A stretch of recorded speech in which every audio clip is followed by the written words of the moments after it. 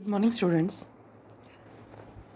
We are going to start our civic section, and the first lesson of this section is democracy and equality. आप लोगों ने democracy के बारे में और इक्वालिटी के बारे में 6th क्लास में पढ़ा है। डेमोक्रेसी उसको बोलते हैं जो जनता का शासन होता है, और इक्वालिटी का मतलब होता है बराबरी, यानी कि समानता। तो let's get started. On 15th August 1947, India became an independent country and ended the foreign domination of nearly 200 years. There was an urgent need to frame our own constitution, a document that lays down the framework, political structures, and the powers and duties of the government to strengthen our newly won freedom. 15 अगस्त 1947 को हमारा India आज़ाद हुआ और foreign domination का अंत हुआ। जो 200 साल से भी ज़्यादा हमारे देश के ऊपर जो अंग्रेज़ों ने शासन किया था उसका अंत हो गया। There was an urgent need to frame our constitution. तो जब वो यहाँ से चले गए, अंग्रेज़ चले गए, अब उससे पहले हमने तो कभी, जनता ने तो शासन चलाया ही नहीं था, क्योंकि उससे पहले जो मुग़ल एम्पायर है वो हमारे ऊपर राज करता था। उससे पहले और राजा करते थे, मीन्स कि तब अंग्रेज़ों के आने से पहले राजाओं का शासन होता था। तो जनता ने तो कभी शासन ही नहीं किया। इसलिए अब क्या था, अब सिचुएशंस अलग थी। जो लोग थे जिन्होंने इतनी मेहनत की है हमारे भारत को आज़ाद करवाने में, तो उनको फील हुआ कि हाँ, हमें अब अपना संविधान लिखना होगा। कॉन्स्टिट्यूशन का मतलब संविधान लिखना होगा, एकदम से अर्जेंट नीड, क्योंकि इससे पहले कि कोई दूसरा हमारा फ़ायदा उठा ले, कोई दूसरा और आकर हम पर राज कर ले, उससे पहले ज़रूरी है कि हम हमारा कॉन्स्टिट्यूशन फ्रेम कर लें। वैसे तो इसकी प्रोसेस बहुत पहले ही स्टार्ट हो गई थी। ये नहीं है कि जो आज़ादी है उसको मिलने के बाद ही इसको स्टार्ट किया गया। इसकी जो आउटलाइंस थी वो तो पहले ही डिसाइड कर ली गई थी, क्योंकि सबको पता था कि अब इंडिया आज़ाद होने वाला है और जो अंग्रेज़ हैं वो जाने वाले हैं। तो अब कॉन्स्टिट्यूशन क्या होता है? कॉन्स्टिट्यूशन होता है अ डॉक्यूमेंट, एक ऐसा document that lays down the framework, जो कि फ्रेमवर्क बताता है, मतलब एक तरह का लेखा जोखा होता है पॉलिटिकल स्ट्रक्चर्स कि किस तरीके के पॉलिटिकल स्ट्रक्चर्स होंगे, and the powers and duties of the government. Government की क्या पावर्स होगी और क्या ड्यूटीज़ होंगी। पावर्स में तो आ गई उनकी राइट, मतलब गवर्नमेंट क्या कर सकती है जिससे हमें डर लगे, और गवर्नमेंट की ड्यूटीज़ यानी कि गवर्नमेंट को लोगों के लिए क्या क्या चीज़ें करनी पड़ेंगी। ये सब हमारे ईच एंड एवरीथिंग हमारे कॉन्स्टिट्यूशन में लिखा गया है।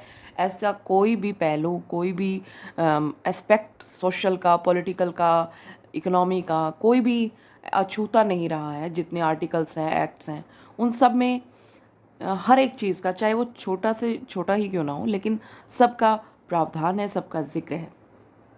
To strengthen our newly won freedom, ताकि जो हमारा नया अभी जो जीता है हमारा इंडिया, हमने जो अभी आज़ादी प्राप्त की है, वो और भी स्ट्रॉन्ग हो सके, उसको स्ट्रेंथ देने के लिए, ताकि अब इसके बाद कोई दूसरा आकर हमारे ऊपर राज्य ना कर सके। क्योंकि अगर राजाओं के हाथों में दोबारा से चली गई, सिंपल सी बात है, अगर ये राजा लोग ना होते तो शायद अंग्रेज इस तरीके से हमारे ऊपर अधिकार नहीं कर सकते थे। वो भी जस्ट एक बिजनेस करने ही आए थे। जो ईस्ट इंडिया कंपनी है वो एक बिज़नेस करने ही आई थी, कोई ऐसा भी नहीं है कि वो सोच के आई थी। लेकिन जब उन्होंने हमारे यहाँ की हालातों को देखा तो उन्होंने उसका फ़ायदा उठाया, और ये सब कुछ हुआ उन राजाओं की वजह से। आपने अभी हिस्ट्री में भी पढ़ा कि किस तरीके से वो आपस में लड़ते रहते थे। अब अभी रिसेंटली हमने ट्रिपार्टाइट स्ट्रगल के बारे में पढ़ा था कि किस तरह राष्ट्रकूट, पाल और जो प्रतिहार है वो लड़ते रहते थे, और उसका फ़ायदा कोई तीसरा उठा जाता था। तो यही होता था, हमारे देश के लोग, ये जो राजा लोग हैं, आपस में लड़ते रहते थे, और इसका फ़ायदा कोई तीसरा उठा गया और वो हमारे ऊपर इतने साल राज करके गया। तो इसलिए ज़रूरत फील हुई कि हाँ, हमें शासन अपना जनता के हाथ में देना है, हमें किसी राजा के हाथ में नहीं देना है, कोई भी राजा नहीं बनाना है। तो उसके लिए कॉन्स्टिट्यूशन लिखा गया। डेमोक्रेसी है।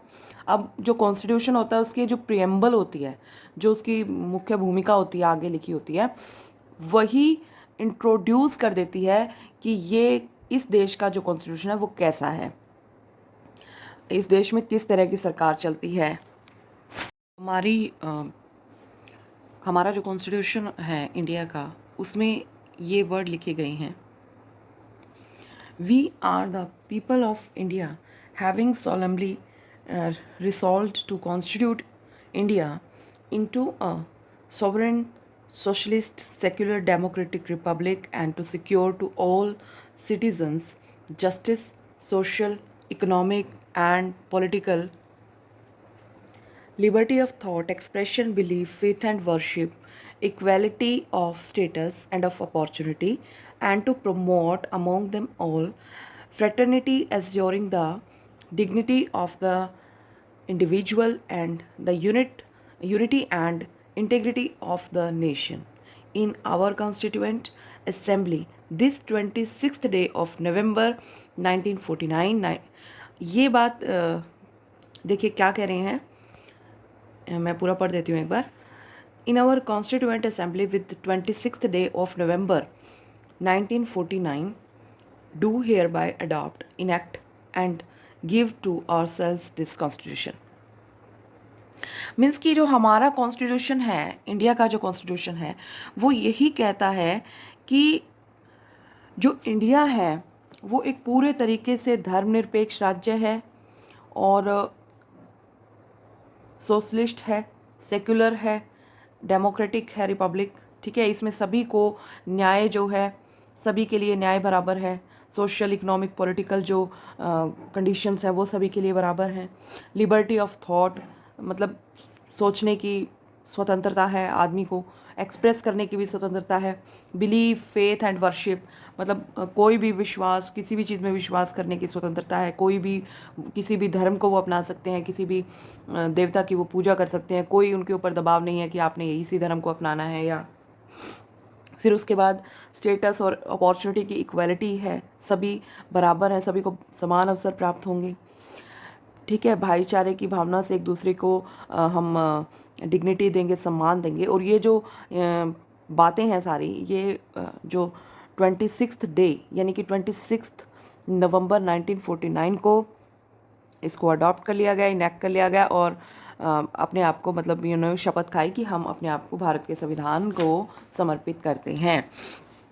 तो ये आपको अच्छे से पता ही है कि 26 जनवरी जो है 1950 से हमारा जो संविधान है वो लागू हो गया था, क्योंकि 26 को इसे सौंपा गया था। और इसके पीछे एक और भी हिस्ट्री है। 26 जनवरी 1930 उसमें रावी नदी के तट पर पंडित जवाहरलाल नेहरू, BR अम्बेडकर, बाकी और भी कई बैठे थे और उन्होंने ये जो आउटलाइन मैं आपको बता रही थी ये उस तारीख को तैयार की थी। तो इसीलिए वो तारीख एक अहम तारीख बन गई थी जो 26 थी। उसके बाद जो इसको सौंपा गया, इसको लिख के पूरा किया गया, क्योंकि इसको आपको पता है 2 साल 11 महीने और 18 दिन लगे थे संविधान को लिखने में। और 1947 को हमारा देश आज़ाद हुआ और 1949 को इसे पूरा किया गया और ये शपथ ली गई कि अब हम इसको भारत को समर्पित करते हैं। तो इसमें पूरे 2 साल लग गए थे, 2 साल 11 महीने और 18 दिन। तो अब यहाँ पर मेन बात क्या है? मेन बात ये है कि इंडिया का जो कॉन्स्टिट्यूशन है वो रिटन है और फ्लेक्सिबल है। फ्लेक्सिबल का मतलब है कि हम जब चाहें का मतलब ये नहीं है कि हमारा मन किया, हम शाम को सोच के बैठे कि कल तो मुझे संविधान में चेंज करना है और सुबह मैंने कर दिया, ऐसा नहीं है। उसके लिए एक बहुत लंबी प्रोसेस होती है। लेकिन कई बार ऐसा होता है कि जिस टाइम कॉन्स्टिट्यूशन बनाया गया था उस टाइम की जो सिचुएशंस हैं, जो कंडीशंस हैं वो कुछ अलग थी और आज के टाइम में जो सिचुएशंस हैं वो अलग हैं। तो कई बार ऐसा होता है, वैसे तो उन्होंने सब कुछ सोच समझ कर ही बनाया था, लेकिन कई बार क्लैश की कंडीशन आ जाती है कि ऐसा होता है कि वो जो उन्होंने लिखा शायद आज के टाइम में वो बदल जाना चाहिए, वो क्योंकि परिस्थितियां वैसी नहीं रही हैं। तो उसके ऊपर भी बहुत जजेस की जो बेंच है वो बैठती है, बाकी भी जो पॉलिटिकल एक्टिविस्ट हैं वो भी, मतलब सभी का जनता के रिप्रेजेंटेटिव भी होते हैं। तो काफ़ी सोचने समझने के बाद जब सभी उस पर राजी हों तभी कोई फेरबदल कॉन्स्टिट्यूशन में किया जाता है। इतना भी लचीला नहीं है कि जिसका मन करा उसने कॉन्स्टिट्यूशन को कह दिया कि भाई हाँ मुझे तो कॉन्स्टिट्यूशन में चेंज करना है, ऐसा नहीं है।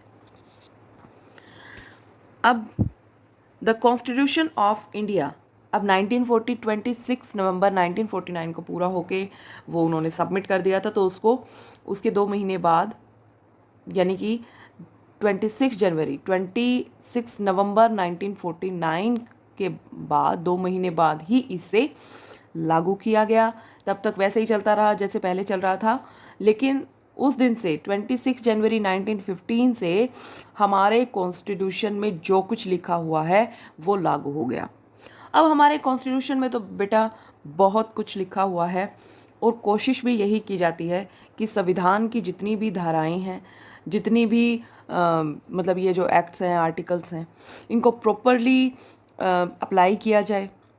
तो ऐसा होता है कि जो लॉ वगैरह के चीज़ें हैं वहाँ तो ये लागू हो जाता है, पनिशमेंट में है और में है, वो तो वहाँ तो ये काम कर जाता है। लेकिन जो सोसाइटी की जो चीज़ें हैं, जो लोगों को खुद करनी है, जो उनकी मतलब मोरल ड्यूटीज़ हैं, वहाँ पर कभी कभी गड़बड़ हो, कभी कभी क्या हमेशा ही गड़बड़ हो जाती है। आप सभी को पता है संविधान में बहुत कुछ लिखा गया है भारत के लिए, भारत के लोगों के लिए, भारत की सरकार के लिए, न्याय के लिए और समानता के लिए। लेकिन आपको क्या लगता है, आप अपने आसपास देखते हैं, आपको लगता है कि मतलब कितनी इक्वालिटी है? आपके पड़ोसी में और आप में भी इक्वालिटी नहीं होगी, आपके अंदर भी कोई ना कोई मतलब कुछ कम ज़्यादा हो जाएगा। तो ये चीज़ है, इसके बारे में अब हम यहाँ पढ़ेंगे कि क्या कॉन्स्टिट्यूशन में लिखा हुआ है। चैप्टर का जो नाम है वो क्या है, डेमोक्रेसी एंड इक्वालिटी। इसका मतलब हम यहाँ पर यही एनालिसिस करने वाले हैं कि डेमोक्रेसी यानी कि जनता का शासन जो कॉन्स्टिट्यूशन में लिखा गया है, और इक्वालिटी यानी कि जो बराबरी का अधिकार दिया गया है कॉन्स्टिट्यूशन में, उसमें हम एनालिसिस करेंगे कि क्या अप्लाई हुआ है, क्या अप्लाई नहीं हुआ है। The Constitution of India came into effect on 26 January 1950. It guarantees equality to all citizens and thus establishes a rule of non-discrimination by the state in every sphere. जो कॉन्स्टिट्यूशन जब 26 जनवरी 1950 को लागू हो गया, उसके बाद ये गारंटी देता है इक्वलिटी टू ऑल सिटीजन्स, कि सारे के सारे जो सिटीजन्स हैं वो इक्वल होंगे। thus establishes a rule of non discrimination by the state in every sphere. हर एक स्फेयर के अंदर क्या करेंगे, नॉन डिस्क्रिमिनेशन। नॉन डिस्क्रिमिनेशन क्या होता है? डिस्क्रिमिनेशन भेदभाव होता है, नॉन डिस्क्रिमिनेशन मतलब भेदभाव नहीं करना है, कि बिना भेदभाव वाला जो रूल है वो एस्टैब्लिश करेंगे। Our constitution ensures that the state treats all the citizens equally and allows equality of status and opportunity to all. और हमारा कॉन्स्टिट्यूशन इंश्योर करता है कि स्टेट अपने सारे सिटीजन्स को इक्वली ट्रीट करेगा एंड अलाउज इक्वलिटी, और उनको समानता देगा ऑफ स्टेटस की, अपॉर्चुनिटी अवसर की, टू ऑल सभी को। यानी अगर कोई अवसर मिलता है तो वो ये नहीं है कि किसी को दिया और किसी को नहीं दिया, वो सबको समान रूप से वो अवसर मिलेगा। It prohibits discrimination on the basis of religion, gender, colour, caste, race और प्लेस ऑफ बर्थ एट्सेट्रा। तो हमारा जो कॉन्स्टिट्यूशन है वो रिलीजियन मीन्स धर्म, जेंडर, जो जेंडर है जैसे लिंग के अनुसार भाई ये औरत है, ये आदमी है, कलर के अनुसार कास्ट, रेस, प्रजाति, जाति जो भी है, प्लेस ऑफ बर्थ या उसके बर्थ का प्लेस, इनके आधार पर किसी भी आदमी के साथ डिस्क्रिमिनेशन नहीं करेगी। ये हमारे कॉन्स्टिट्यूशन में सीधा सीधा लिखा हुआ है कि हमारी जो सरकार है वो किसी भी मतलब कोई भी आदमी है उसके साथ किसी भी तरह का भेदभाव नहीं करेगी। A constitution is a set of regulation. अब यहाँ पर ये जो लिखा हुआ है सेकंड पैराग्राफ में, ये कॉन्स्टिट्यूशन की परिभाषा है बेटा। A constitution is a set of regulations. Constitution regulations का एक सेट है, मीन्स रूल्स का एक सेट है, that a set of people have made, जिसे कि लोगों के सेट ने बनाया है, लोगों के ग्रुप ने बनाया है, लोगों ने मिलकर इसे बनाया है, एंड एग्रीड अपॉन, और इसके ऊपर साइन भी किए हैं, मीन्स वो राजी भी हुए हैं। It is often a written document, ये अक्सर एक रिटन डॉक्यूमेंट होता है। रिटन होगा तभी आगे आने वाले लोगों को पता चलेगा ना बेटा कि हमारे कॉन्स्टिट्यूशन में क्या लिखा हुआ है। अगर कोई रिटन फाइल ही नहीं होगी तो how can we say that कि हमारे कॉन्स्टिट्यूशन में ये लिखा हुआ है। It lays down powers and functions of the government. तो ये क्या बताता है, ये पावर्स और फंक्शंस बताता है गवर्नमेंट के, कि गवर्नमेंट की क्या क्या ड्यूटीज़ हैं और क्या क्या गवर्नमेंट कर सकती है। Centuries of subjugation, casteism, poverty and illiteracy. Subjugation का मतलब होता है बेटा जो दमन होता है, जो मतलब इतने सालों तक हमने जो अंग्रेज़ों का दमन अपने ऊपर सहन किया है, जो इतने सेंचुरीज़ का जो सब्जुगेशन है, कास्टिज्म है, पॉवर्टी है, गरीबी है, और इलिटरेसी और जो मतलब अनपढ़ता है, had weakened the Indian society, उसने हमारी इंडियन सोसाइटी को वीक कर दिया था। Our constitution framers wanted to eradicate, eradicate का मतलब होता है बेटा मिटाना, हटाना।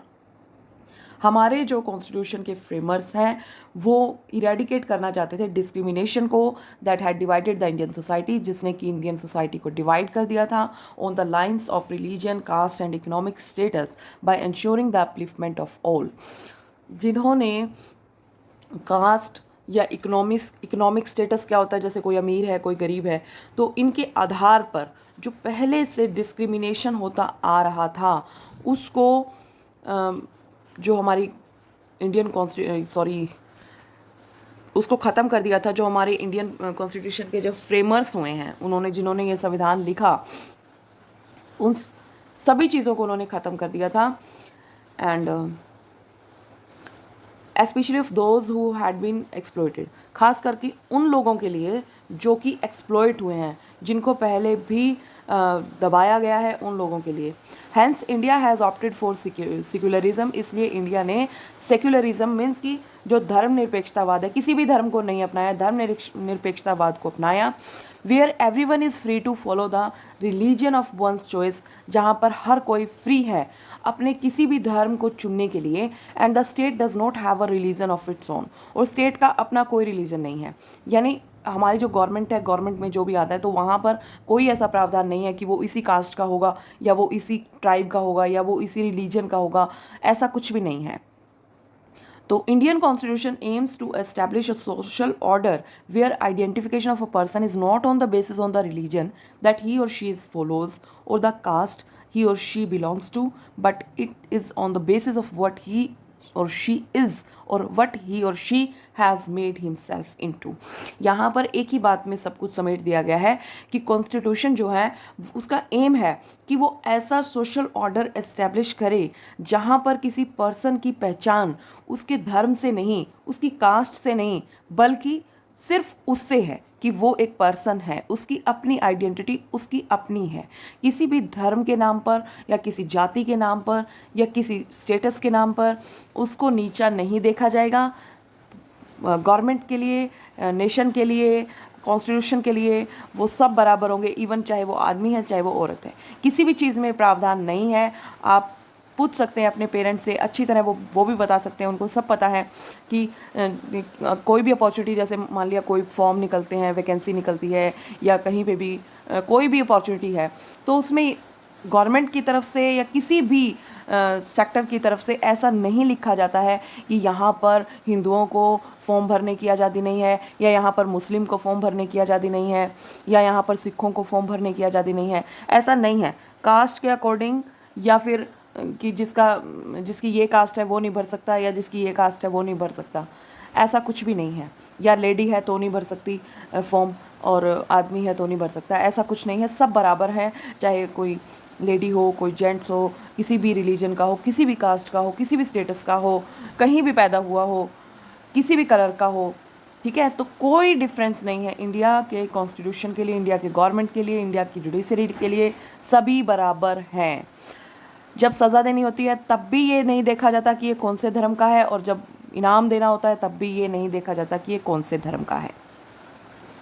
तो ये हमारे कॉन्स्टिट्यूशन की सबसे ज़रूरी बात है, but is on the basis of what he और शी इज़। बस ये देखा जाता है कि वो क्या है, उसका बेस क्या है, एंड व्हाट ही और she has made himself into, और उसने अपने आप को कितना काबिल बनाया है। अब ये डू यू नो में क्या दिया हुआ है, ऑन 25 नवंबर 1949, यानी कि एक दिन पहले जब ये सौंपा गया, तो उससे एक दिन पहले क्या कहते हैं B R Ambedkar constituent assembly के अंदर, in India there are caste, India के अंदर कास्ट हैं, the castes are anti national. Caste जो चीज़ होती है वो राष्ट्र विरोधी होती है, in the first place because they bring about separation in social life. पहली बात तो कि वो सोशल लाइफ के अंदर, लोगों के जीवन के अंदर सेपरेशन का मतलब अलगाव पैदा करती है, उनको अलग करती है। They are anti national also, दूसरी बात वो राष्ट्र विरोधी हैं because they generate jealousy and antipathy between caste and caste. ये जो कास्ट सिस्टम है ये क्या करता है, एक तो जेलसी पैदा करता है एक दूसरे के लिए, और कास्ट के बीच में, एक कास्ट है और दूसरी कास्ट है, एक कास्ट से दूसरी कास्ट के बीच में एंटीपैथी होता है, नफरत को पैदा करता है, जेलसी को पैदा करता है, नफरत को पैदा करता है। और जो चीज़ हमारे देश के नागरिकों के बीच में नफरत को पैदा करे वो दूर होनी चाहिए, क्योंकि उसे राष्ट्र विरोधी माना जाना चाहिए। तो कास्ट सबसे बड़ी दुश्मन है। लेकिन जो शुरुआत पुराने टाइम में हो गई थी, हालांकि ये इन्होंने बहुत अच्छा काम किया, बहुत अच्छी बात है कि हमारे कॉन्स्टिट्यूशन में कोई कास्ट सिस्टम नहीं है, किसी कास्ट को भी नहीं बताया गया है कि हाँ ये कास्ट ऊंची है या ये कास्ट नीची है। लेकिन फिर भी जो सोसाइटी है वहाँ पर लोग इन सब को मान रहे हैं। आज भी उन पुरानी चीज़ों, जो पुराने रीति रिवाज हैं, पुरानी परंपराएं हैं, वो लोग जो आज़ादी से पहले के टाइम के हैं, वो आज भी कुछ कई हैं उसमें बुज़ुर्ग जो आज भी हमारी सोसाइटी में हैं। तो वो जब अपने इतिहास को बताते रहते हैं कि ऐसे हुआ, वो ऐसे था, वो ऐसे था, तो उससे क्या है कि अपने आप ही ऑटोमेटिक ही जो बच्चे होते हैं, अगली पीढ़ी आती है, उनके अंदर ऑटोमेटिक ही वो चीज़ डेवलप कर जाती है उनके दिमाग में कि हाँ ये चीज़ है। कॉन्स्टिट्यूशन को, एजुकेशन को, सब चीज़ों को परे रख के ये चीज़ फिर भी पता नहीं बच्चों के माइंड में क्यों आ जाती है। इसे ना स्कूल में सिखाया जाता है, ना मतलब कॉन्स्टिट्यूशन में बताया गया है, ना किसी तरह की पढ़ाई में बताया गया है, फिर भी बच्चों के अंदर ऑटोमेटिक ही ये चीज़ आ जाती है। और ये चीज़ कौन बताता है, ये चीज़ बताते हैं उन बच्चों के पेरेंट्स, और इसी चीज़ के ऊपर आगे जाके लड़ाई होती है। अगर ये कास्ट सिस्टम जिस तरीके से कानून से बाहर हुआ, अगर लोगों के दिमाग से भी बाहर हो जाता, तो आज ये सिचुएशन नहीं होती। जो जुलूस निकलते हैं, जो दंगे होते हैं, जो मतलब कास्ट के ऊपर लोग धरने पे बैठ जाते हैं, हमें ये दो, हमें वो दो, इस कास्ट को ये दो, उस कास्ट को वो दो, मतलब ये चीज़ें भी ख़त्म हो जाती। लेकिन ये चीज़ें बताती हैं कि सोसाइटी में ये कीड़ा आज भी उतना ही ज़्यादा स्ट्रॉन्ग है। हालांकि अब जो पीढ़ी आ रही है, बिल्कुल जो जिसको हम 22nd जनरेशन कह सकते हैं, वो मतलब एक ऐसी जनरेशन डेवलप हो रही है जो इन चीज़ों को नहीं देखती। Because I am a teacher, मैं फील करती हूँ कि क्लास के अंदर बच्चों में कोई ऐसी बात नहीं होती कि तुम कौन से घर से आए हो, तुम किस कास्ट के हो। सभी मिलके खाना खाते हैं, बात करते हैं, एक दूसरे की हेल्प करते हैं। स्कूल के अंदर उन्हें वो सारा मिलता है जो जिस तरीके के हमारा कॉन्स्टिट्यूशन है, कॉन्स्टिट्यूशन के अकॉर्डिंग ही उनको एनवायरनमेंट प्रोवाइड होता है। लेकिन जैसे ही वो घर जाते हैं वो बातें फिर से शुरू हो जाती हैं। तो उसके साथ क्यों खेल रहा था, वो तो उनका घर है, उनकी कास्ट का बच्चा है, तू वहाँ क्यों गया था उनके घर, तू क्यों खा आया। मतलब ये चीज़ जो है ये इंसान को कमज़ोर बनाती है, इंसानियत को कमज़ोर बनाती है, और ये दूर होनी चाहिए। यही बी आर अम्बेडकर ने बोला था और बिल्कुल सही बात बोली थी। In class 6th, we have read that in a democracy, everyone is equal. Our constitution has granted universal adult franchise. ये क्या होता है? व्यस्क मताधिकार। यूनिवर्सल एडल्ट फ्रेंचाइज मीन्स कि right to vote to everyone, कि हर किसी को राइट है वोट करने का। उसमें ये नहीं देखा जाएगा कि इस कास्ट का है, इस रिलीजन का है या इस रीजन का है, तो वो वोट नहीं कर सकता। हु इज़ अबव 18 ईयर्स, जो भी 18 साल से बड़ा है, विदाउट एनी डिस्क्रिमिनेशन उसके साथ कोई भेदभाव नहीं किया जाएगा, ना कास्ट के अकॉर्डिंग, ना कलर, रिलीजन, रीजन, लैंग्वेज, किसी के लिए भी कोई भी डिस्क्रिमिनेशन नहीं होगा। सभी को वोट देने का अधिकार होगा। वन मैन वन वोट, एक आदमी एक ही वोट दे सकता है। वो the most courageous step of the constitution framers, ये जो स्टेप था कॉन्स्टिट्यूशन फ्रेमर्स का सबसे साहसी कदम था। As most Indians were illiterate and poor, क्योंकि ज़्यादातर इंडियंस इलिटरेट थे, अनपढ़ थे, गरीब थे एट द टाइम, उस टाइम। अब क्या है कि अगर ये वोट का अधिकार ना मिला होता ना तो डेमोक्रेसी हो ही नहीं सकती थी। डेमोक्रेसी होती ही तब है जब लोगों को अपना मतलब जो राजा है वो खुद चुनने का अधिकार हो और उनके पास ये पावर भी हो कि वो जब चाहे उसे हटा सकते हैं। और इसीलिए एक फिक्स टर्म रखी गई 5 साल कि मान लिया जनता ने कोई वादे करते हैं ये तो किसी को भी अपना रिप्रेजेंटेटिव बना दिया, उसके बाद उन्होंने देखा कि वो तो अपने जो प्रोमिसेस किए थे उनसे मुकर गया है, अब वो नहीं काम कर रहा है, तो जनता जो है उसे अगले जो इलेक्शन होंगे उनमें उससे चूज़ नहीं करेगी। तो ये डर होता है उनके अंदर कि अगर उन्हें दोबारा से मतलब सरकार में आना है, अपनी सरकार बनानी है अपनी पार्टी की, तो उनको they will have to satisfy the people of India. The people of India cast their votes and elect their representative for a fixed period. लोग एक फिक्स पीरियड के लिए अपना रिप्रेजेंटेटिव चुनते हैं। These representative run the government according to the wishes of the people. और ये जो रिप्रेजेंटेटिव होते हैं लोगों की विशेज़ के अकॉर्डिंग गवर्नमेंट चलाते हैं। If the elected representative do not do so, अगर इलेक्टेड रिप्रेजेंटेटिव ऐसा नहीं करते हैं, people do not vote for them, तो लोग उनके लिए वोट नहीं करते हैं इन द नेक्स्ट इलेक्शन, अगले इलेक्शन में। People also keep a close watch on the activities of their representatives, लोग अपने रिप्रेजेंटेटिव पर कड़ी नज़र भी रखते हैं कि वो उनकी एक्टिविटीज़ पर कि वो क्या कर रहे हैं। टू गार्ड दियर राइट्स, ताकि उनके जो अधिकार है उनकी सुरक्षा हो सके। कहीं ऐसा तो नहीं वो कि वो कुछ ऐसा कर रहे हैं कि उनके अधिकारों का दमन हो जाए या उनके अधिकार बचे ना, उनके अधिकारों को कोई जो खतरा है वो ना आ जाए। As granted by the constitution, जो अधिकार कॉन्स्टिट्यूशन ने हमें दिए हैं, कहीं वो सरकार का मेंबर जो हमने चुना है कहीं वो कोई ऐसा काम तो नहीं कर रहा जो कॉन्स्टिट्यूशन के अकॉर्डिंग नहीं है, हमारे अधिकारों पे खतरा मंडरा सकता है। तो ये सब सोचते रहते हैं। अब यहाँ पर देखिए ये साइड में एक आपको वो दिया है कार्टून, ये क्या कह रहा है देखो, ये इसने उल्टा लटकाया हुआ है इसको, चलो कार्टून है ये, लेकिन क्या कह रहा है कि ये जो उल्टा लटका हुआ है कह रहा है कि मेरे पास योजनाएं हैं, घोषणाएं हैं, वायदे हैं, लेकिन फिर भी क्यों गिरा है? क्योंकि दूसरे के पास क्या है? वोट है। और आपने देखा होगा कि जो ये दूसरा है कोट पैंट में है और जो इधर है ये एक जिस तरह किसान होता है, देखो पैच भी लगा हुआ है इसके यहाँ पर कपड़े पे, मीन्स की गरीब है फिर भी जीत गया क्योंकि उसके पास वोट है। तो एक वोट की पावर क्या हो सकती है वो आप यहाँ से समझ सकते हैं। Look at the cartoon, the politician makes promises to lure the voter. जो पॉलिटिशियन होते हैं वो क्या करते हैं, वोटर को लालच देते हैं, प्रोमिसेस करते हैं, ल्योर होता है उनको आकर्षित करना। But the voter is confident of the power of his vote, लेकिन वोटर जो होता है वो अपने वोट के जो पावर है उसके बारे में पूरा कॉन्फिडेंट होता है। Elections are the basis of equality, जो इलेक्शंस हैं वो इक्वालिटी के बेसिस पे होते हैं। Many political parties participate in elections, बहुत सारी पार्टीज पार्टिसिपेट करती है इलेक्शंस के अंदर। Each political party is an organised group having its own policies and programme. हर किसी पॉलिटिकल पार्टी की अपनी अपनी अलग पॉलिसीज, अलग प्रोग्राम होते हैं। जैसे अब रिसेंटली मेन जो चल रही हैं, जैसे सेंट्रल में एक बीजेपी है और कांग्रेस अपोजिशन की है। तो क्या है कि मतलब जब चुनाव लड़ते हैं तो ये सारे खड़े होते हैं और अपने अपने प्रोग्राम्स बताते हैं कि मैं ये करूँगा, मैं वो करूँगा, मेरी ये पॉलिसी होगी, मेरी वो पॉलिसी होगी। तो इनके अकॉर्डिंग जो है जनता देखती है कि उनको किस चीज़ की ज़रूरत है और उनकी जो प्रॉब्लम है उनको कौन सा कैंडिडेट लेके खड़ा है, तो वो उस हिसाब से वोट करते हैं। Party candidates are selected and supported with manpower and finances by political parties having a definite program that the general public is familiar with.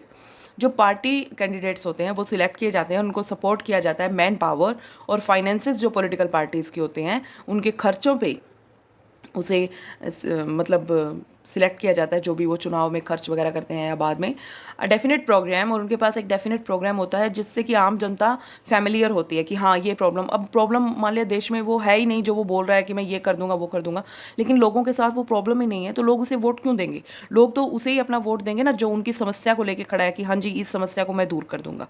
Independent candidates have to campaign on their own. अब एक तो होता है party candidate और एक होता है independent candidate. Independent candidate वो होता है जो किसी भी पार्टी का जो सदस्य है नहीं होता है, इसको हम निर्दलीय कहते हैं, ठीक है। इसका अपना अभियान होता है। Hence it is not an easy task for an independent candidate. इसलिए इंडिपेंडेंट कैंडिडेट के लिए ये एक आसान काम नहीं होता जीतना, क्योंकि a person who does not belong to a political party, एक पर्सन जो किसी भी पॉलिटिकल पार्टी से बिलोंग नहीं करता है, तो उसके लिए जो इलेक्शंस को कंटेस्ट करना है वो थोड़ा मुश्किल हो जाता है निर्दलीय के लिए। इन ये डू यू नो में देखिए, in Indian democracy when a single majority party cannot form the government, some political parties join hands to form government. It is known as coalition government. Indian democracy के अंदर जब एक single majority party government नहीं बना पाती है, means कि किसी पार्टी को अगर वोट नहीं मिलते हैं, अभी आपने देखा होगा रिसेंटली हरियाणा के अंदर क्या हुआ था, अभी जैसे बीजेपी, कांग्रेस और जेजेपी, ये तीन पार्टीज मेन रही, एक दो पार्टी और भी थी जिन्होंने चुनाव लड़ा, लेकिन ये मेन रही, तीनों पर नज़र थी लोगों की। तो जो बीजेपी है वो अपना मतलब पूर्ण बहुमत नहीं ले पाई, मेजोरिटी नहीं ले पाई। मेजोरिटी क्या थी, जैसे 90 सीट्स हैं तो 45 अबोव आनी चाहिए थी उसकी, लेकिन वो उसको नहीं मिली। तो फिर क्या होता है, तो उसके साथ जो दूसरी पॉलिटिकल पार्टीज़ होती हैं वो जॉइन हैंड कर लेती हैं, मीन्स कि वो अपने जो उनको सीट मिली है वो भी उसको दे देती है, और इस तरीके से जो गवर्नमेंट बनती है उसको हम कोalition गवर्नमेंट कहते हैं, यानी मिली जुली सरकार, दो तीन पार्टियों की मिली जुली सरकार बनती है। तो उसमें मिली जुली सरकार में एक बात होती है कि अगर मेजोरिटी की सरकार हो फिर तो वो पूरे कॉन्फिडेंस के साथ शासन करती है और अपनी मतलब अपने अकॉर्डिंग काम करती है, उसके ऊपर किसी भी पार्टी का दबाव नहीं होता है। लेकिन अगर मिली जुली सरकार होती है तो उसमें यही प्रॉब्लम आती है कि उनको उससे भी डिस्कस, वो मतलब दूसरी पार्टी के जो लोग हैं वो उसके ऊपर अपना नैतिक या कोई भी राजनीतिक दबाव डालकर उसको दबा सकते हैं, क्योंकि उनको डर होता है कि अगर मैंने इनकी बात नहीं मानी तो ये अपनी सीट वापस ले लेंगे और मेरी सरकार जो है वो गिर जाएगी, तो इसलिए उसको उनकी भी बात माननी पड़ती है। In Indian multi party system, India की जो मल्टी पार्टी सिस्टम है, यानी बहुत सारी पार्टी, बहुदलीय जो प्रणाली है, the party or combination of parties that gets the majority, कि पार्टीज़ या कॉम्बिनेशन ऑफ पार्टीज़ जिनको मेजोरिटी मिलती है, फॉर्म्स द गवर्नमेंट, वो गवर्नमेंट बनाती हैं। The elected leader of the party of or a person whom the combination of party supports become the prime minister, और जो इलेक्टेड लीडर होता है पार्टी का जिसको कि सभी पार्टियां चुनती है वो प्राइम मिनिस्टर होता है। A party or combination of parties that fails to get majority of seats in the election performs the role of opposition, और जो पार्टी मतलब मेजोरिटी में सीट नहीं ले पाती हैं तो वो किसका काम करती है, ऑपोजिशन का काम करती है, मीन्स कि विरोधी सरकार का काम करती है, विपक्ष दल, विपक्ष। It keeps a check on the activities of the ruling party and protect the right of the people.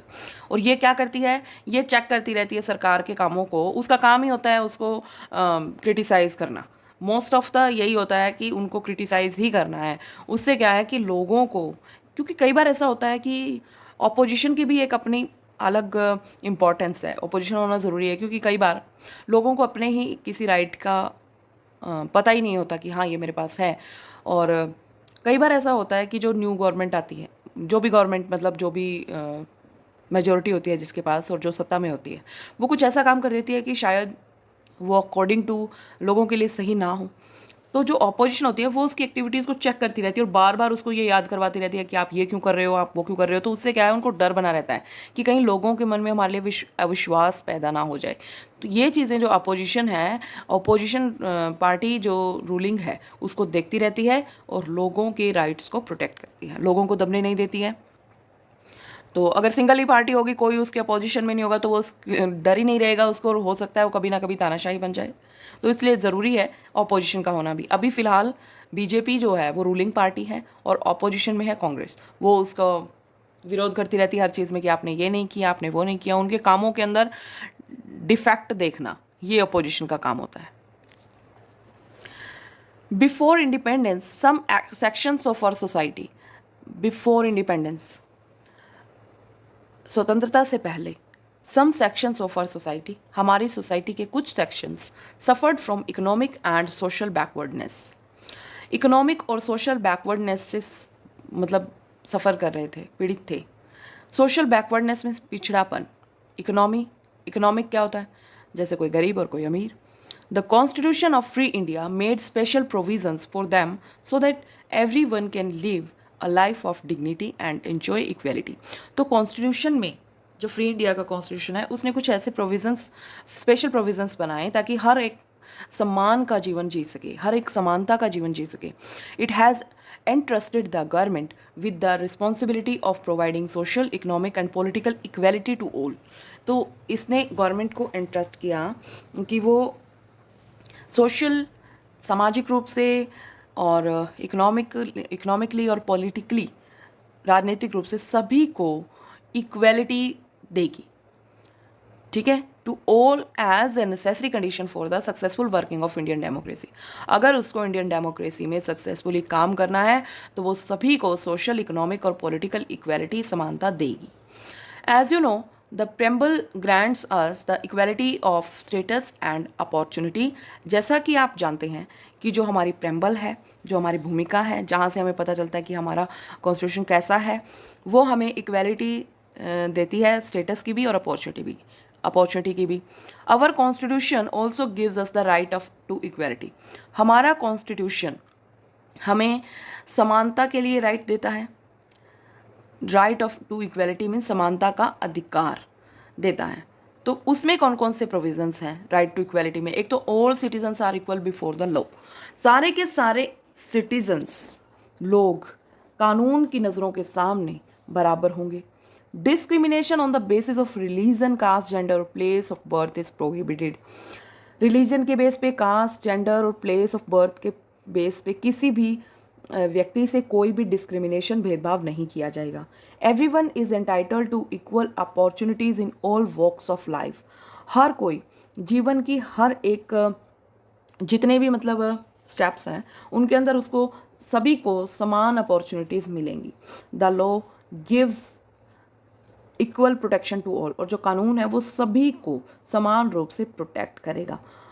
But does everyone enjoy equality in all spheres of life even after nearly 70 years of independence? लेकिन मतलब लगभग 70 साल के बाद भी हम आज़ाद हो गए हैं, हमें आज़ाद हुए 70 साल के तकरीब हो गए हैं, क्या सभी स्फेयर्स के अंदर इक्वालिटी है? आप क्या समझते हैं, इक्वालिटी है? Unfortunately the answer is no. दुर्भाग्यवश जो आंसर है वो ना है। It is quite common to see thousands of people struggling for equality. हम देखते हैं कि आज भी बहुत सारे लोग, थाउजेंड्स ऑफ पीपल जो हैं वो इक्वालिटी के लिए स्ट्रगल कर रहे हैं, समान अधिकार पाने के लिए स्ट्रगल कर रहे हैं। हमारे कॉन्स्टिट्यूशन में तो लिखा हुआ है कि सभी बराबर हैं, लेकिन बराबर हैं तो नहीं। अब यहाँ पे डू यू नो में एक बात दी है, our constitution has banned the practice of untouchability and awarding of titles like Raj Bahadur और Khan Bahadur as they created discrimination in the society. Constitution ने अनटचेबिलिटी क्या होता है, छुआछूत, ये जो पहले क्या होता था बेटे के जो गरीब लोग होते थे, जो जिनको नीची कास्ट माना जाता था, उनको अनटचेबल माना जाता था। यानी कि उनके अगर टच भी होगी ना कोई चीज़ तो वो गंगा जल से स्नान करते थे, नहाते थे, पता नहीं क्या क्या पूजा करते थे, दान देते थे, भी मेरा तो उसके हाथ लग गया, पता नहीं मैं क्या हो गया, मतलब वो अनटचेबिलिटी थी। तो अनटचेबिलिटी की प्रैक्टिस को बैन कर दिया। अब अगर आज के टाइम में कोई भी इस प्रैक्टिस को करता है, अनटचेबिलिटी को, तो उसके लिए सज़ा का भी प्रावधान है बेटे। अवॉर्डिंग ऑफ टाइटल, जैसे कि राज बहादुर, खान बहादुर, इसके पहले टाइटल दिए जाते थे, इस तरह के टाइटल को बैन कर दिया है क्योंकि ये सोसाइटी के अंदर डिस्क्रिमिनेशन को पैदा करते हैं, भेदभाव पैदा करते हैं। तो आज भी बहुत सारे लोग जूझ रहे हैं इक्वेलिटी को पाने के लिए, बराबर अधिकार पाने के लिए। अब यहाँ पे देखो शेखो है एक रैग पिकर कि किस तरह से ये 10 साल का बच्चा है, ये क्या करता है, ये सुबह 4 बजे उठता है, 4 से लेकर 8 बजे तक ये गलियों में गार्बेज उठाता है, ठीक है। फिर जब ये कह रहे हैं कि जब half of the population of the city still sleeping, जब आधे से ज़्यादा शहर सो रहा होता है, तो ये बच्चा गलियों में कूड़ा उठाता है, रैग पिकर है। आफ्टर दैट उसके बाद वो अपने पापा की शॉप पे काम करता है, साइकिल रिपेयर शॉप पे, लेट इवनिंग तक। वो भी स्कूल जाना चाहता है, हंसना चाहता है, खेलना चाहता है दूसरे बच्चों की तरह, लेकिन वो हमेशा काम करता रहता है। जो शेखों के पेरेंट्स हैं वो have also been granted the right to vote, उनको भी वोट का अधिकार मिला है, but they do not enjoy the equality of working conditions. लेकिन काम करने की जो कंडीशंस है वहाँ पर उन्हें इक्वेलिटी नहीं मिली। वोट देने के लिए इक्वेलिटी है, लेकिन काम करने के लिए बराबरी का अधिकार नहीं मिला। Hence, they are unable to fulfill the basic necessities of their family, that is food, shelter और clothing। इसलिए जो जो एमिनिटीज, बेसिक नेसेसिटीज़ जो हैं, जो ज़रूरी हैं सबसे ज़्यादा, जो खाना है, मकान है और जो कपड़े हैं, ये भी पूरी नहीं कर पाते वो लोग। यहाँ पर एक और एग्जांपल दिया है पारो का, जो कि फ्लावर सेलर है। तो ये क्या है, ये ट्रैफिक सिग्नल्स के पास खड़ी हो जाती है और मॉर्निंग से नाइट तक ये फ्लावर बेचती है, ठीक है। और जो फ्लावर शॉप ऑनर होता है, जो जहाँ से ये फ्लावर लेके आती है, वो इसको एक जो बुके बेचती है, ये उस एक बुके के लिए 1 रुपया देता है उसको। यानी कि अगर वो 2 बुके बेचेगी तो उसको 2 रुपये मिलेंगे, अगर वो 5 बेचेगी तो 5 रुपये मिलेंगे। सिर्फ 1 रुपये के लिए वो सुबह से लेकर शाम तक काम करती है। वो अपनी लाइफ को खतरे में डालती है, क्योंकि वो व्हीकल्स के बीच में लोगों को परसुएड करती है, लोगों को खुश करती है कि फ्लावर खरीद लो, बहुत सुंदर है, आप खुशबू इसकी लेकर देखो, बहुत सुंदर है, आप प्लीज़ ले लो। इस तरीके से लोगों को वो मनाती है और अपने आप को खतरे में डालती है, क्योंकि जब व्हीकल्स चल पड़ते हैं तो हो सकता है वो किसी के नीचे आ जाए, ठीक है, रिस्क पे रहती है हर टाइम।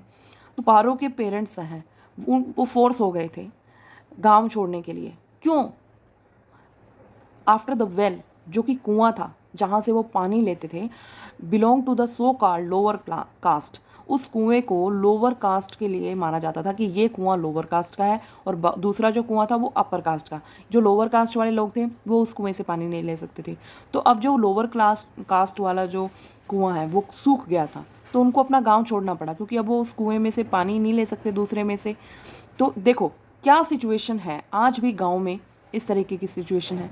तो इसलिए उनको पानी तो चाहिए, अब पानी तो जिंदा रहना है तो पानी तो पीना पड़ेगा बेटा। तो इसलिए उन्होंने क्या किया, अपने गांव को छोड़ दिया और वो यहाँ शहर में आ गए। शहर में कोई काम नहीं है, पढ़े लिखे हैं नहीं, तो इस तरीके के काम उनको करने पड़ रहे हैं।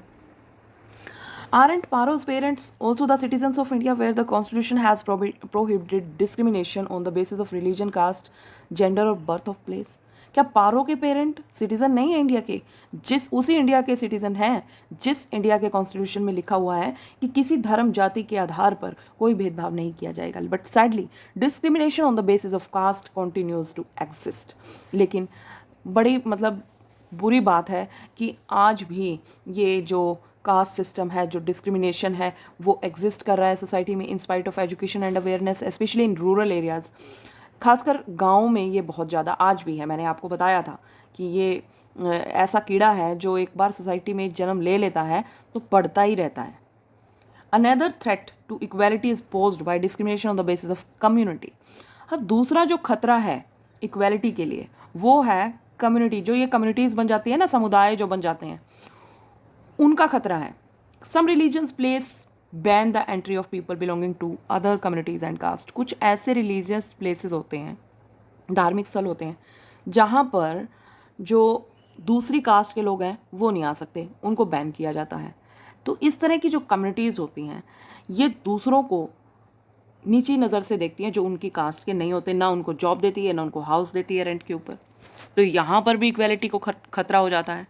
The government of India has implemented the provisions of the constitution given under the right to equality in 2 ways। अब जो गवर्नमेंट है वो इम्प्लीमेंट करती है जो कॉन्स्टिट्यूशन में राइट टू इक्वालिटी दिया गया है, उसको 2 तरीके से इम्प्लीमेंट करती है। एक तो many laws have been made to protect the right to equality, for example equal opportunities in education and jobs. अब क्या है कि जो गवर्नमेंट है वो क्या करती है कि सभी को समान अवसर देती है, एजुकेशन के भी और जॉब के भी। किसी भी सरकारी संस्थान में जॉब के लिए अप्लाई करने के लिए या पढ़ने के लिए आपको ये कास्ट के आधार पर कोई भी नहीं रोक सकता है एडमिशन के लिए या अपॉर्चुनिटी आपसे छीन सकता है कि आप उस धर्म के हैं या उस जाति के हैं तो आप ये फॉर्म नहीं भर सकते हैं। दूसरी बात, government has launched many programs and schemes for those communities that need assistance. For example, SC, STs and OBCs, जो ये कास्ट हैं जिनको आप नीचा मानते हैं, मैं नहीं मानती, हमारी सोसाइटी मानती है, ऐसी कास्ट को बचाने के लिए गवर्नमेंट ने बहुत सारे प्रोग्राम्स और स्कीम लॉन्च की है। जैसे the programmes of the government will be meaningful only if they have the support of the people. अब गवर्नमेंट के ने जो प्रोग्राम बनाए हैं वो तभी पूरे हो सकते हैं जब लोगों का सपोर्ट मिले। For example, numerous schemes encouraged people to send their children to elementary schools as free and compulsory education has been guaranteed for them in our constitution. हमारे कॉन्स्टिट्यूशन में साफ साफ लिखा हुआ है कि जो जिस तरह की गारंटी दी गई है कि सभी को इक्वलिटी मिलेगी, तो उसके अकॉर्डिंग गवर्नमेंट ने स्कीम चलाई है कि सारे बच्चे एलिमेंट्री स्कूल्स के अंदर जाएंगे, फ्री और कंपलसरी एजुकेशन लेंगे।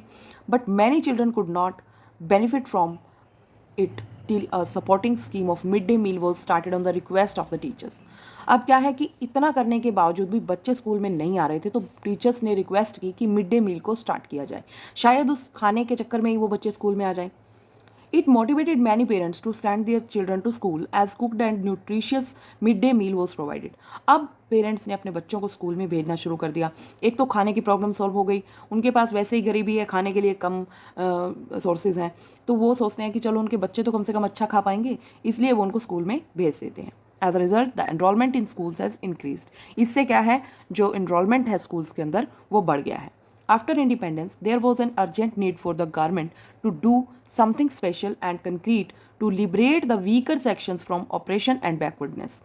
इंडिपेंडेंस के बाद गवर्नमेंट के लिए सबसे ज़्यादा ज़रूरी ये था कि वो कुछ स्पेशल करे और कुछ कंक्रीट करे, ठोस कदम उठाए।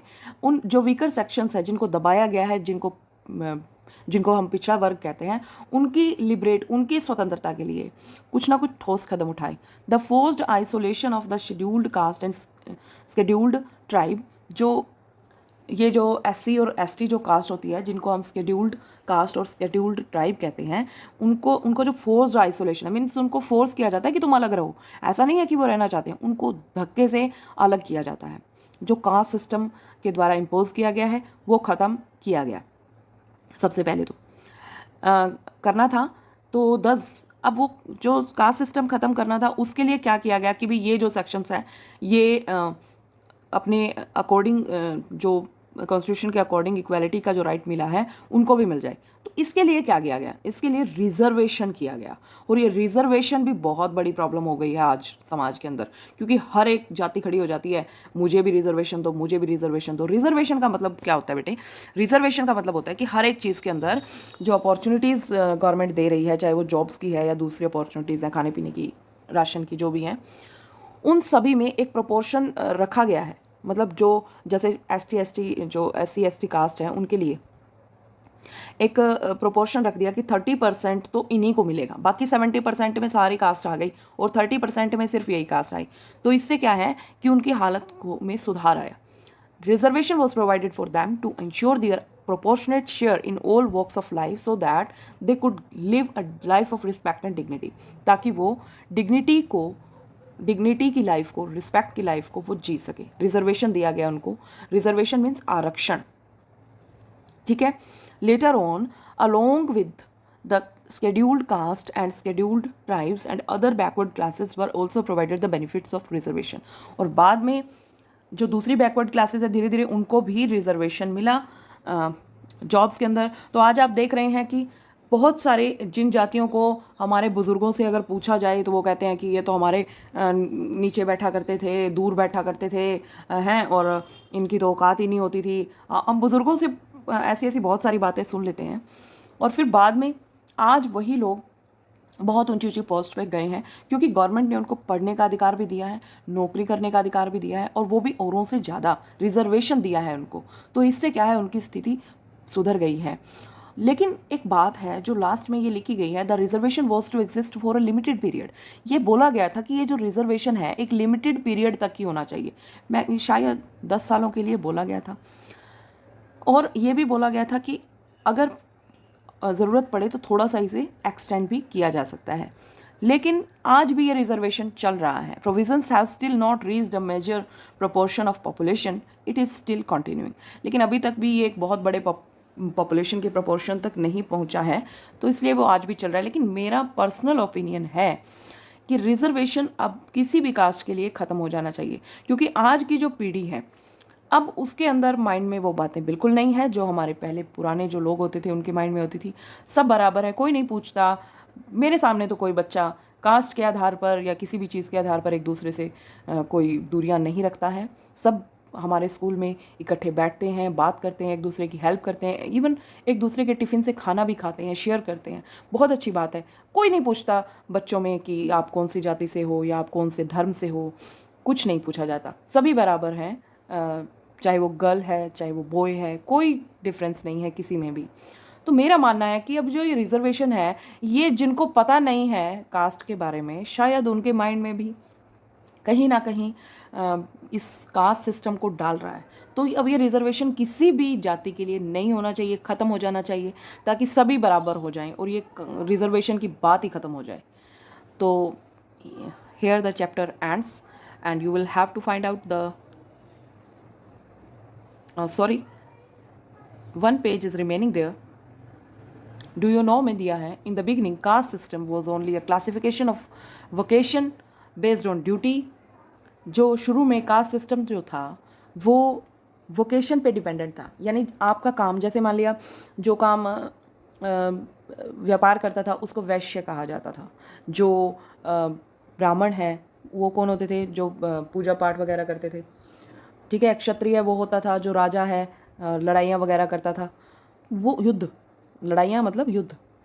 तो यहाँ पर उस टाइम शुरू में, ये अर्ली वैदिक टाइम की बात है कि जब ये ऐसी परंपरा होती थी कि जो कास्ट सिस्टम है वो काम पे आधारित थी। यानी अगर आपने अपना काम बदल दिया, अगर कोई वैश्य है पूजा पाठ करने लग जाता था, तो अब वो वैश्य नहीं, वो ब्राह्मण कहलाता था, ऐसे होता था। लेकिन बाद में ये सिस्टम जो है वो हो गया हेरिडिटेरी, मीन्स कि अगर पापा वैश्य हैं तो बच्चे भी आगे वैश्य ही कहलाएंगे, वो अपना काम चेंज नहीं कर सकते। थोड़ा सा सिस्टम जो है वो कठोर बन गया। इससे जो कास्ट सिस्टम की शुरुआत हुई और बहुत सारे लोगों की लाइफ दयनीय हो गई। Let us look at the case of Rahul who qualified for IIT because of Mr. Anand Kumar who helps poor children with his Super 30 in Bihar। Rahul के बारे में देखिए, जिसने IIT किया मिस्टर आनंद कुमार के कारण, जिसने गरीब बच्चों का एक अभियान चलाया हुआ है सुपर 30 इन बिहार। तो एनडीटीवी ने राहुल का एक लेटर पब्लिश किया है, यहाँ पर उसका एक अंश दिया गया है। Dear Anand sir, thank you, my life will be different because of you. My father is a poor farmer in Jharkhand Hazaribagh area. My father goes to Kolkata to work as a labourer. You provided coaching, lodging and food for a year to prepare me for IIT. I will build a hospital and school in my village. I am lucky to have you. Sir, I owe everything to you. तो यहाँ पर आनंद, जो mister आनंद हैं, उन्होंने इस बच्चे राहुल को 1 साल तक कोचिंग भी दी, अपने पैसे से रहने की जगह दी, खाना दिया, ताकि वो एक अच्छा इंजीनियर बन सके। और वैसा ही वो बना, और वो फिर थैंकफुल है अपने आनंद कुमार के लिए कि उन्होंने उसके जीवन को सुधारा। तो हमें ऐसे कई आनंद कुमार की ज़रूरत है हमारे देश में। We feel happy when we hear about cases like this. It is the duty and moral responsibility of each and every Indian to ensure that all Sikhs and all Paros are able to fulfill their dreams of going to school to make a better life for themselves।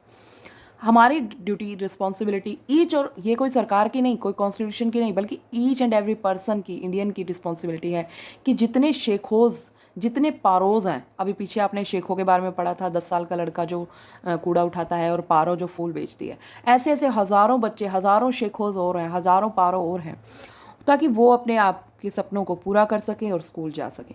Their family should be enabled to fulfill their basic needs of life, food, shelter and clothing। ये जो रोटी, कपड़ा और मकान है, इन ज़रूरतों को आसानी से पूरा कर सकें। Our government has adopted various measures like loans, self-employment schemes, low budget housing on installments, free legal advice, widow pension etc. to provide education, employment and housing to all। तो ये सारी स्कीम्स जो है हमारे गवर्नमेंट ने दी है।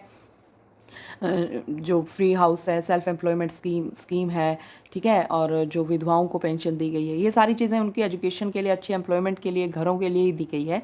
Literacy programmes और जो पढ़ाई से रिलेटेड प्रोग्राम हैं वो कौन से हैं, जैसे ऑपरेशन ब्लैक बोर्ड है, यूनिवर्सल एलिमेंट्री एजुकेशन है और एडल्ट एजुकेशन है, ये भी आजकल बहुत पॉपुलर हो रही हैं। Along with mid day meals the school are providing free uniforms and books, stipends, scholarships, medical checkups etcetera.